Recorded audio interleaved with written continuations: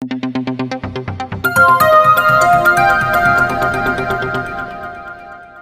છો દર્શક મિત્રો અને સ્વાગત છે આપણી ચેનલ ગુજ્જુ ઇન્ફોર્મરમાં। તો દર્શક મિત્રો આજે આપણે વાત કરવાના છીએ સરકારની એક નવી યોજના વિશે મિત્રો।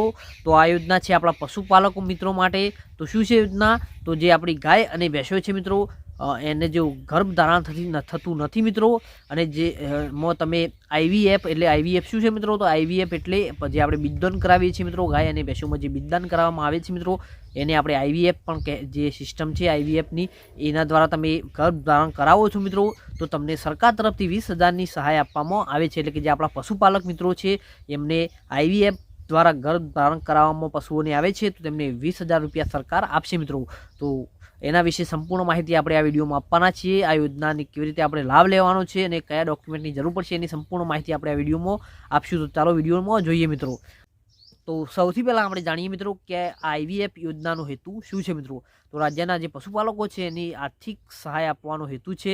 પશુપાલકોને પોતાની ગાય ભેંસનું ઉત્પાદનમાં વધારો થાય અને ટકાઉ રીતે દૂધ ઉત્પાદનમાં પણ વધારો કરી શકે એના માટે આ પશુપાલકો આર્થિક રીતે સારી એમની સ્થિતિ થાય એના માટે આ જે છે યોજના ધ્યાનમાં રાખીને પશુપાલકો માટે આઈવીએફની ગર્ભધારણ જે યોજના છે એ રાજ્યના સરકારે પશુપાલકોને જે પ્રગતિ થાય એના માટે ગર્ભાવસ્થાની જે છે અવસ્થા એના માટે 20,000 રૂપિયાની સહાય આપવામાં આવે છે મિત્રો। તો આગળ જાણીએ મિત્રો કે આ યોજના હેઠળ લાભાર્થીની પાત્રતા શું જોઈશે મિત્રો। તો સૌથી પહેલાં જાણીએ કે અરજદાર ગુજરાત રાજ્યનો હોવો જોઈએ મિત્રો, અને પશુપાલક લાભાર્થી પશુઓ ધરાવતો હોવો જોઈએ, અને સંયુક્ત ખાતાના કિસ્સામાં ખેડૂતોને આઈ ખેડૂત જે 8A માં દર્શાવેલ ખાતેદાર પૈકી એક જ ખાતેદારને લાભ મળવાપાત્ર થશે મિત્રો, અને ગર્ભધારક કરેલા પશુઓ ધરાવતો પણ હોવો જોઈએ મિત્રો। તો આ જે પાત્રતાઓ છે એની જરૂર પડશે જો આ યોજનાનો લાભ લેવો હોય તો। આગળ જાણીએ દર્શક મિત્રો કે પશુઓમાં આઈવીએફ ગર્ભધારણ યોજનામાં કેટલો લાભ મળે છે મિત્રો। તો જોઈ લઈએ કે આ યોજના હેઠળ ગાય ભેંસમાં આઈવીએફ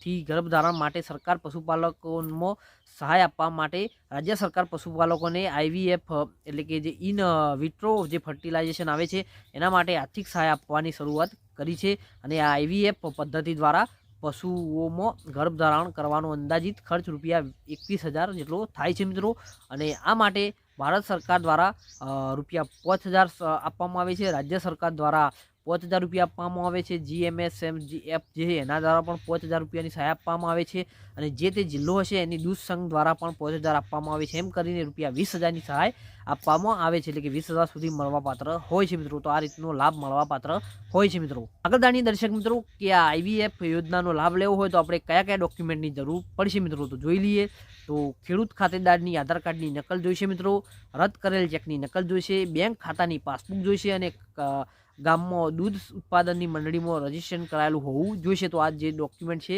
એટલે કે દૂધ ઉત્પાદનનો દાખલો જોઈશે, તો આ જે ડોક્યુમેન્ટ છે એની જરૂર પડશે મિત્રો।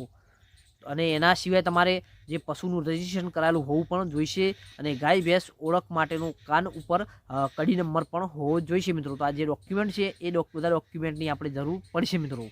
તો આગળ જાણીએ દર્શક મિત્રો કે આ યોજનાની અરજી આપણે કેવી રીતે કરવાની છે। તો સૌથી પહેલાં તમારે મોબાઈલ કે કોમ્પ્યુટર પર જઈને તમારા ગૂગલનું જે મિત્રો એપ્લિકેશન એમાં ઓપન કરી દેવાનું છે તમારે, અને આઈ ખેડૂત પોર્ટલ તમારે ટાઈપ કરવાનું છે, અને આઈ ખેડૂત પોર્ટલની જે વેબસાઇટ છે એના પર તમારે જતું રહેવાનું છે મિત્રો। એના પછી તમારે જે આઈ ખેડૂતની વેબસાઇટ છે એ ખુલી જશે મિત્રો, અને જે વેબસાઇટ છે એમાં તમારે હોમ પેજ હશે એના પર જવાનું છે, અને જે યોજનાનું ઓપ્શન દેખાશે મિત્રો એ આપણે ખોલી લેવાનું છે મિત્રો। તો એ યોજનાનું ઓપ્શન હશે તમારે ખોલી લેવાનું છે મિત્રો। એના પછી તમારે રાજ્યના પશુઓમાં આઈવીએફ ગર્ભધારણ માટે સહાયની યોજના તમને જોવા મળશે। તો આ યોજના જોવા મળે એટલે એના ઉપર આપણે ટચ કરી દેવાનું છે મિત્રો, અને એને ખોલી દેવાની છે મિત્રો। જો તમે આઈ ખેડૂત પોર્ટલ પર અરજી અગાઉ કરેલી હશે તો તમારું હા સિલેક્ટ કરવાનું રહેશે, અને રજીસ્ટર નહીં કર્યું હોય તો તમારે ના કરવાનું રહેશે મિત્રો।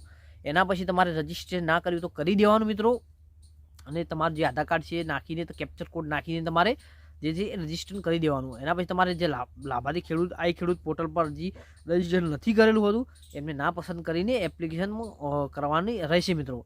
તો જે ખેડૂત મિત્રો છે મિત્રો કે જે આપણા પશુપાલક મિત્રો છે એમને રાજ્યની જે આ પશુમાં આઈવીએફ ગર્ભધારણની જે યોજના છે એની જે સંપૂર્ણ માહિતી છે એ આપણે પહેલાં લઈ લેવાની છે, અને જે અરજી છે એનું ફોર્મ જોવા મળશે તમારે ભરી દેવાનું, અને પછી તમારે અરજી કરી દેવાની છે મિત્રો, અને પછી એને અરજીને સેવ કરી દેવાની છે મિત્રો। એટલે કે તમને ફોર્મ જોવા મળશે એ ફોર્મ ભરી દેવાનું છે, અને જે છે એ તમારે એને સેવ કરી દેવાનું છે। પછી જે લાભાર્થી છે એને દ્વારા ઓનલાઈન અરજી કરવાનું એકવાર કન્ફર્મ થઈ જાય એના પછી તમારે એપ્લિકેશન નંબરમાં કોઈ સુધારો વધારો છે એ થશે નહીં મિત્રો. એટલે તમારે ધ્યાનપૂર્વક બધું છે એ ફોર્મમાં ભરી દેવાનું છે અને પછી એને સેવ કરી દેવાનું. અને તમારે પછી શું કરવાનું છે તો જે ઓનલાઈન એપ્લિકેશન તમારું થઈ જાય એના પછી તમારે એની જે પિન છે એ કાઢી લેવાની છે મિત્રો અને તમારે એ પિનને સાચવીને રાખવાની છે મિત્રો. અને જે પિન જે છે એમાં તમારે પિનની જે કરીને પછી સહી સિક્કા કર્યા બાદ જે તમારા વિસ્તારના ગામ સેવક હોય આ તો તમારા સંબંધિત તાલુકા જે વિસ્તારના જે અધિકારી હોય મિત્રો અને જે બાગાયત અધિકારી હોય એમને આ બધા ડોક્યુમેન્ટ અને તમારા જે આ જે આપણે પિન કાઢી છે એ પિન આપવાની રહેશે મિત્રો. તો આ રીતે તમારે શું કરવાનું છે, આ રીતે તમારી ઓનલાઈન અરજી કરવાની છે. અને જો તમને ખબર ના પડતી હોય તો તમે તમારા નજીકમાં કોઈ સાયબરગ્રાફી હોય ત્યાં જઈને પણ અરજી કરાવી શકો છો. અને તમારા પંચાયતમાં જે વીસીઓ હોય છે એના પાસે પણ જઈને તમે અરજી કરાવી શકો છો. અને તમને કોઈ ઓનલાઈનનું કામ કરતું હોય એના પાસે પણ જઈને તમે અરજી કરાવી શકો છો. તો આ મિત્રો આ છે જે ખેડૂતો માટે એટલે કે આપણા પશુપાલકો મિત્રો માટે IVFમાં જે બિદદાન કરાવે છે એના ઉપર જે છે આ સહાય આપવામાં આવે છે મિત્રો સરકાર તરફથી. અને એના ઉપર 20,000 સુધીની સહાય મળે છે મિત્રો. તો આ હતી મિત્રો આપણી IVF પર 20,000ની મળવાની સહાયની યોજના વિશેની માહિતી. જો તમને આ માહિતી પસંદ આવી હોય તો વિડીયોને લાઇક કરો, શેર કરો અને આપણી ચેનલ ગુજ્જુ ઇન્ફોર્મને સબસ્ક્રાઇબ કરો જેથી આવી અવનવી માહિતી તમને આપતા રહીએ અને તમે યોજનાઓનો લાભ લેતા રહો મિત્રો. વિડીયોની લિંકને શેર કરવાનું ભૂલતા ના મિત્રો.